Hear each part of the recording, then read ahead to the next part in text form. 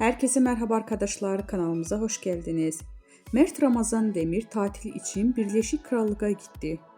Yalı Çapkın dizisinin Ferit karakterini tanınan Mert Ramazan Demir, askerlik hizmetini tamamladıktan sonra Birleşik Krallık'ta tatile gitti. Demir tatilden yeni paylaşımlarını Instagram hayranlarıyla paylaştı. Ekranların en sevilen dizilerinden biri olan Yalı Çapkın dizisinde Ferit karakterini büyük bir hayran kitlesi kazanan Mert Ramazan Demir, geçtiğimiz aylarda vatan görevini yerine getirmek için Hatay İskenderun'a gitmişti.